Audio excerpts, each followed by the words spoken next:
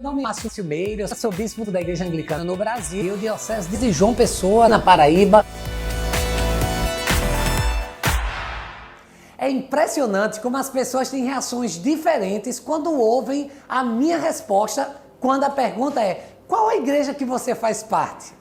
A palavra anglicanismo traz muitas diferentes percepções. Dentre elas, alguns perguntam: essa é aquela igreja da rainha da Inglaterra? Outros mencionam o rei Henrique VIII por causa dos livros de história do ensino médio. E muitos outros associam a uma igreja esteticamente parecida com a Igreja Católica Romana e com uma teologia evangélica. Qual é a primeira coisa que vem à sua mente quando ouve anglicanismo?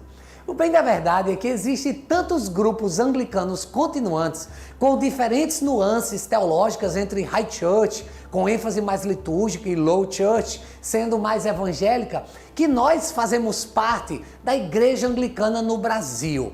Nós temos alguns documentos que refletem a nossa fé doutrinária para delimitar biblicamente essa diversidade em busca da unidade anglicana. Por isso, hoje eu quero compartilhar com você sobre uma declaração que foi elaborada para preservar as nossas bases de fé nesse ramo histórico do protestantismo, que é o anglicanismo, a Declaração de Jerusalém. Antes de citar para vocês essa declaração, eu preciso que você saiba que este documento é fruto da preocupação que nós anglicanos tivemos em estabelecer fundamentos sobre os quais a igreja deve buscar a expansão do cristianismo. Para isso, eu tenho a honra de comunicar que eu estava lá nos dias 22 a 29 de junho de 2008, juntamente com uma multidão de mais de 1000 testemunhas, incluindo primazes, arcebispos, bispos, clérigos e líderes, reunidos em Jerusalém para a Conferência Global do Futuro Anglicano, o GAFCON. Se você quiser conhecer um pouco mais, tem um vídeo sobre o GAFCON no meu canal que você pode acessar e conhecer melhor. Resumidamente, nos reunimos nessa conferência porque o comprometimento moral, o erro doutrinário e o colapso do testemunho bíblico em partes da comunhão internacional anglicana atingiram um nível tal que a maioria dos líderes anglicanos do mundo sentiram a necessidade de resumir em uma posição unida pela verdade. Representantes anglicanos de todo o mundo firmaram princípios de ortodoxia através da Declaração de Jerusalém.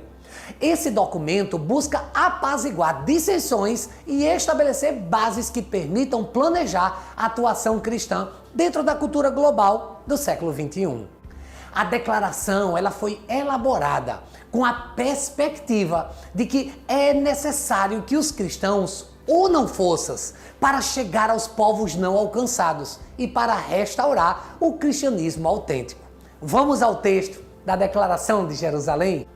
Em nome do Deus Pai, Deus Filho e Deus Espírito Santo, nós os participantes na conferência sobre o futuro global do anglicanismo, nos reunimos na terra do nascimento de Jesus. Expressamos a nossa lealdade como discípulos do Rei dos Reis, o Senhor Jesus. Prazerosamente abraçamos a sua ordem de proclamar a realidade do seu reino, que foi primeiramente anunciado nesta terra. O Evangelho do Reino é boa nova de salvação, libertação e transformação para todos.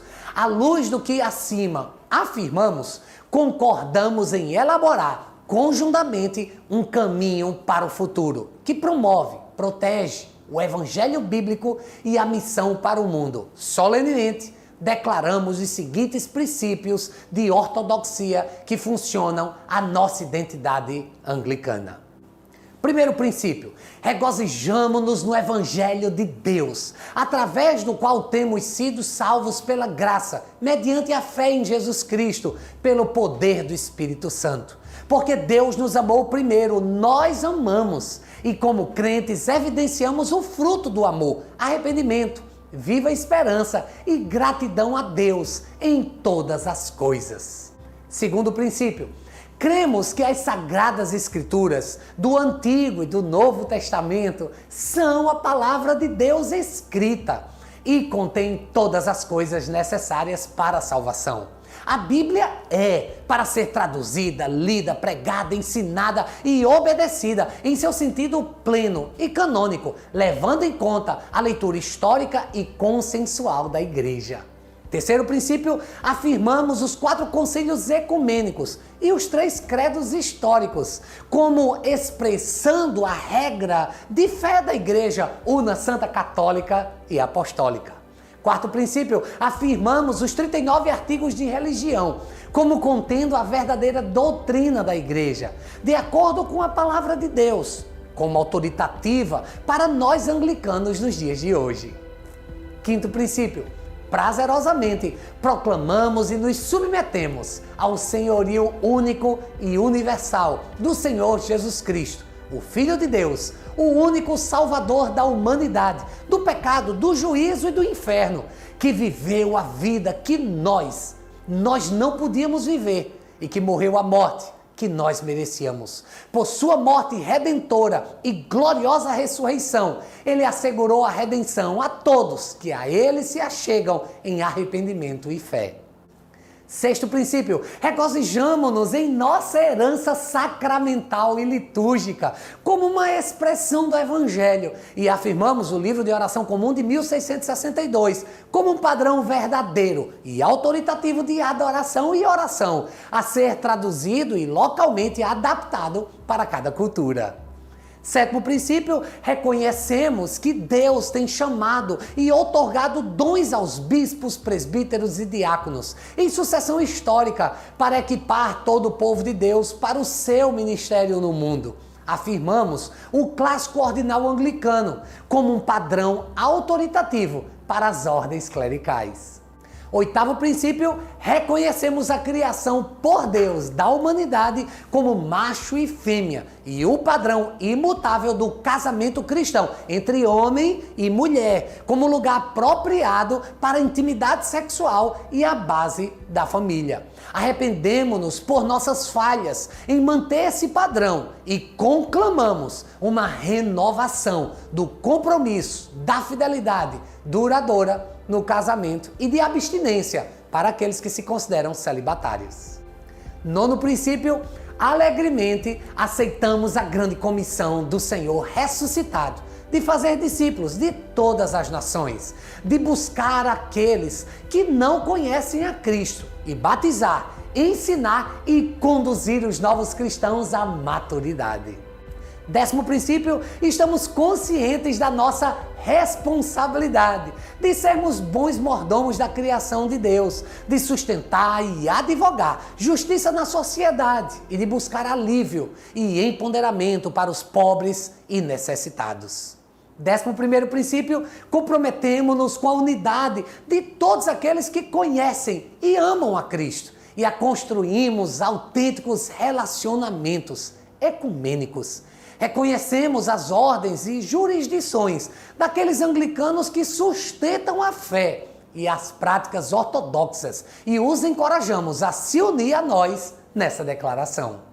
12º princípio, celebramos a diversidade dada por Deus entre nós, o qual enriquece a nossa fraternidade global e reconhecemos a liberdade em assuntos que são considerados secundários. Comprometemo-nos em trabalhar juntos para buscar a mente de Cristo sobre temas que nos dividem.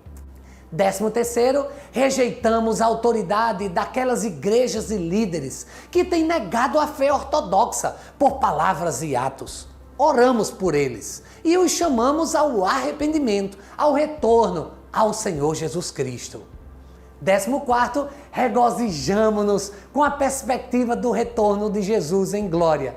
Enquanto esperamos esse evento final da história, nós o louvamos pela maneira como ele edificou a igreja através do Espírito Santo, pela mudança miraculosa das nossas vidas. Eu preciso dizer que a emoção em fazer parte dessa história, na elaboração dessa declaração, que 10 anos depois foi mais uma vez celebrada em Jerusalém, dessa vez eu fui como bispo, e reunido com 1950 representantes de 50 países, incluindo 316 bispos, 669 pastores, 965 líderes, decidimos que vamos preservar e perseverar, proclamando Cristo fielmente às nações.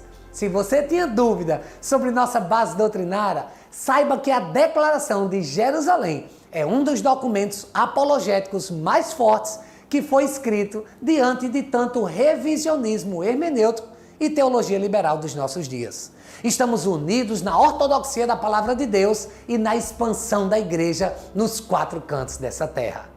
Se você gostou desse vídeo, então compartilha com o máximo de pessoas que você puder. Se ainda não se inscreveu no meu canal, faça isso agora mesmo, acione o sininho e se prepare, que semanalmente vem conteúdo de cristianismo, teologia e anglicanismo para você.